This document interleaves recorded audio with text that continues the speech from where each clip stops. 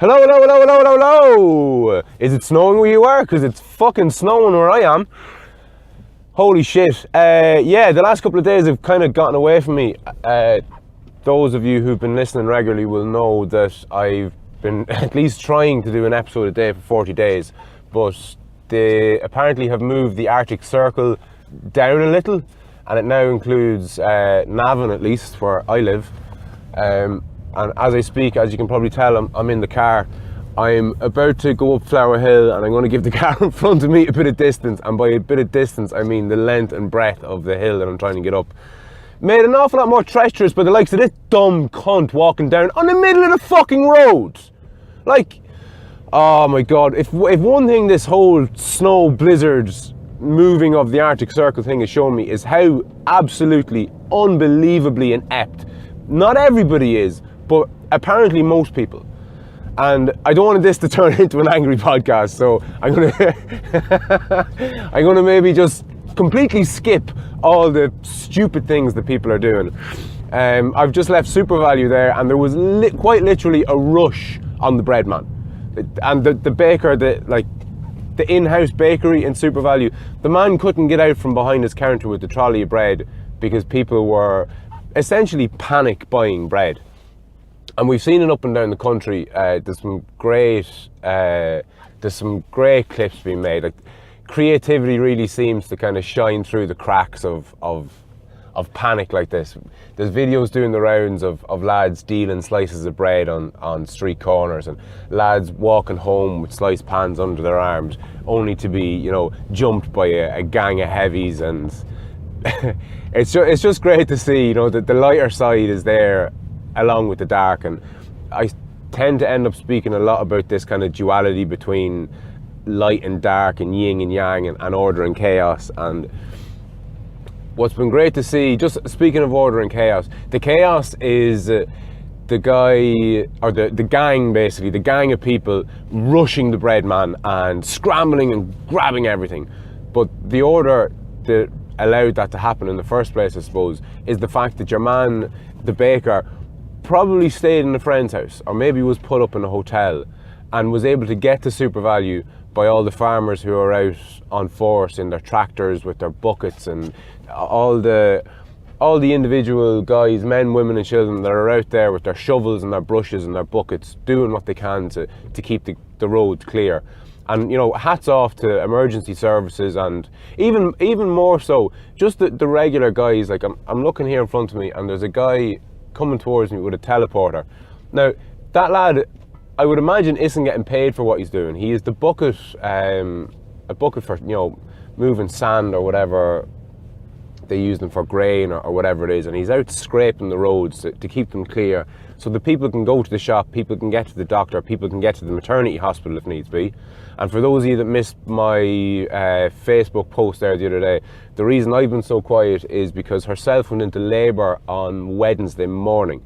So amidst all the snow and all the chaos, we hit the road, dropped our now nearly 4-year-old off at herself's sister's house, and hit the road for Dublin. So made it to Dublin safe and sound, and got herself admitted, full on labour, contractions every minute or two, whatever else, go time, baby coming. And then during the day and throughout the night, things just kind of settled.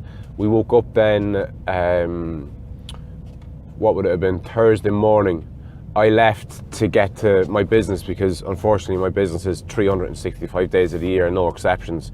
So I left the rotunda at about 4 o'clock in the morning, went back to my place of business, loaded up the van, just about got me deliveries done by the skin of my britch. Got through, the roads weren't too bad. That would have been for Thursday. And ended up collecting herself, bringing herself home. And that was great. We got home, she was delighted to be at home. As you can imagine, she didn't want to be spending any more time than necessary in a labour ward. The noises in those places, man, you'd have to experience it to have any appreciation for what it's like. And again, hats off to the staff in the rotunda, absolutely unbelievable. I believe it's the world's oldest maternity hospital, which is kind of cool. I remember the last time we were in there, when herself gave birth to my now nearly 4-year-old, I remember reading a little pamphlet thing, because you tend to have a lot of time to kill because labour isn't something that just kind of happens. And I remember reading the back of some promotional material that basically said that, I can't remember the figure, but it was X amount of thousand babies born in there every year. And I remember working it out. It meant that, hold on, I'm just reversing out of the way of somebody who thinks their car is far bigger than it is. I remember working it out that in the space of time that we had been there, 6 babies had been born. And that was just a kind of an eye-opening and surreal realization that you just lose sight of. And again, this whole, one of the main motivations for doing this podcast, especially the conversations, not so much the solo episodes, but the conversations that I've been having, is getting people from different loops. Now, a midwife, that'd be a great guest, because that's a loop that people see it every so often. Like, if you've got kids, you've kind of been in that loop for 5 minutes, relatively speaking. And a midwife would be an absolutely fantastic guest, just to get the lowdown on the realities of childbirth. And this is about as unprepared as I've ever been given a podcast, or given these solo podcasts that I've been doing. And oh Jesus, sorry again, I'm going up a steep hill here, and I have a Jeep coming towards me, so I want to give him as much room as I can to get by me. And just to paint a picture for you here, I have banks of snow about 10 foot high either side of me. It's something to behold. This would make a great video podcast, but unfortunately I just don't have the time, inclination, willpower or motivation to take a video whilst driving in treacherous conditions. Anyway, getting back to where I left off there about this idea of the whole giving birth thing being such an insane thing. There was a girl I'm a big fan of, Dr. Alice Roberts is her name. I can't remember what her qualification is. I'm sure she's a biologist of sorts, possibly an evolutionary biologist. Alice Roberts is her name. Look her up on YouTube, or just Google her generally. All her stuff is class. She's one of the very, very few, I'm sad to say, female scientists that I would follow relatively closely. And what put me onto her was it was her that explained to me why humans have such trouble giving birth. And she just did it in such a great way. The way she described it was, and this is worth Googling, so Dr. Alice Roberts explains childbirth or something like that. That'll probably pull up a video of her, presumably done by the BBC. But what she said was, and it made sense the way she explained it, and I'll do what I can here to get the sentiment across. I'm going to butcher it as I always do, but so long as the sentiment is there, that's the main thing. Pardon me. So what she explained was, over the last couple of hundreds of thousands of years, if not millions of years, our brains have been developing at a phenomenal rate. So our brains have been getting bigger and bigger and bigger and bigger. And our skulls have obviously gotten bigger and bigger and bigger and bigger to accommodate for this. And I'm sure the female uterus and vagina, if they're different, are the same thing, I'm not sure. The exit passageway, for want of a better term, don't mean to blind you with all this scientific jargon, but the female passageway for giving birth, basically, in humans, whatever that is called, uterus or vagina or whatever, it's obviously expanded to accommodate this giant brain. But, and here's where it's going to get a bit dodgy with the terminology, the pelvis, there's a hole, I think, in the pelvis, not a hole, but the pelvis forms an almost circular shape, which the baby's head has to go through. But it hasn't been able to keep up. Its expansion hasn't been able to keep up with the expansion of the brain size, or the skull size more specifically. So what has had to happen in order to accommodate this is that we are born essentially 2 years premature. And that explains why we seem to be the only animal in nature that's as helpless as we are when we're born. And think about that. When you look at a monkey or a deer or a cow or a cat or anything, granted there might be a week or two period while the eyes open and maybe the stability in the muscles or the tendons or the bones kind of stabilize so that they can support their own weight. There's a development period, but for the most part, give it a couple of weeks or maybe even months, and the infant animal, will basically be able to survive by itself. Now, imagine this.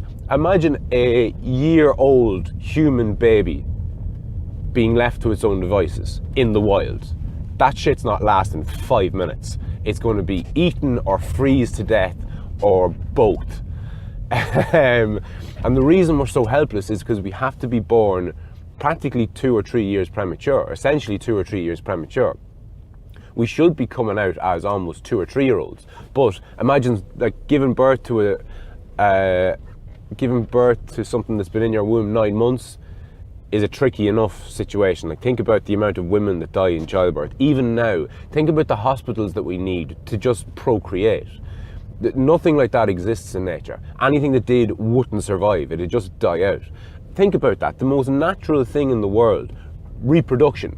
We need teams of people and anaesthetists and midwives and doctors, and the place needs to be cleaner than the tip of a brand new pin, and everything has to be sterile and everything has to be monitored, and you're hooked up to half a dozen different machines.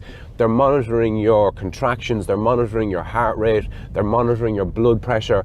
It's like going in for surgery. And I mean, I don't know what the percentage of births end up in cesarean. And I wouldn't be overly surprised if sometime in the not too distant future that cesarean sections were the way to go.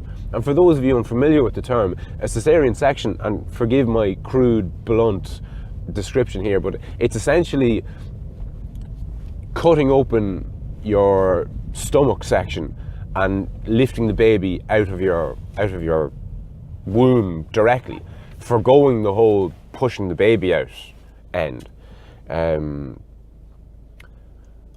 But yeah, here I am in big fucking snowbanks left and right of me, trying not to skid into people left, right and centre, trying to save me business, trying to get back to fucking herself who's practically in labour, and I'm talking about the evolutionary difficulties that our species has had procreating.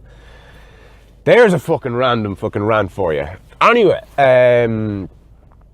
I'm, again, usually when I get to this point in a solo podcast, I kind of do a sneaky hit pause, get my thoughts together and kind of go at it, but I just don't have the luxury of that here because I can't be picking up my phone in these road conditions.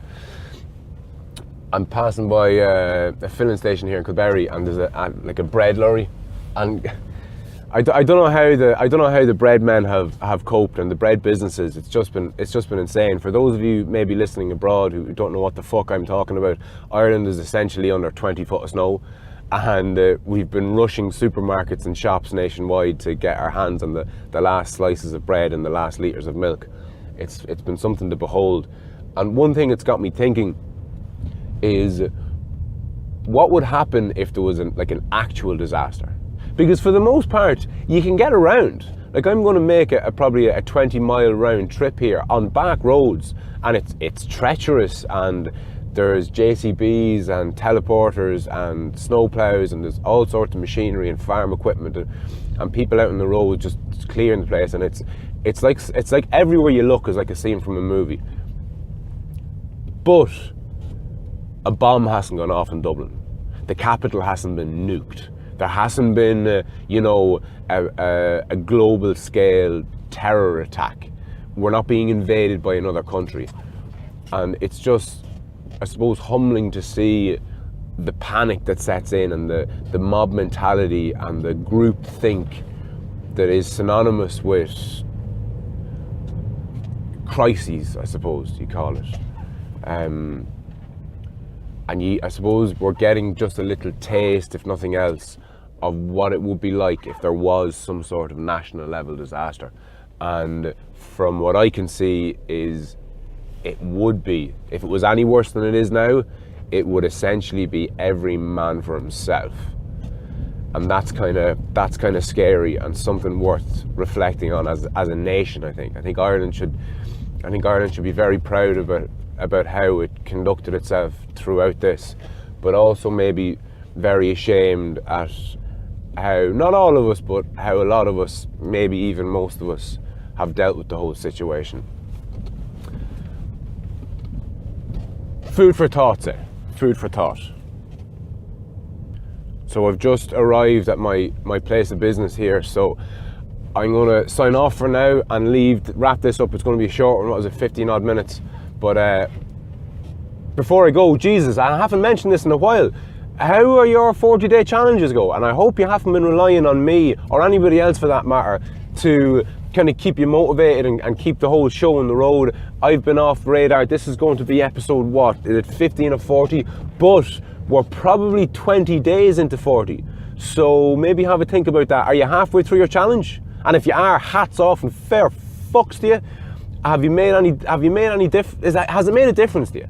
What difference has it made? Let me know, because I'll report back to everyone if it has made a difference. Have you tried out this idea of incremental steps I've been mentioning to you? Have you gotten your clothes ready for the day before? Have you tried to incorporate a little bit more order into your life? Those of you who are just tuning into this episode for the first time aren't going to know what the fuck I'm talking about, but the people who have been listening on a daily basis, or as near a daily basis as I can upload these solo podcasts, you know what I'm talking about. Are you doing your press-ups? Have you been doing something with your left hand? Write to me, imoffthelead@gmail.com.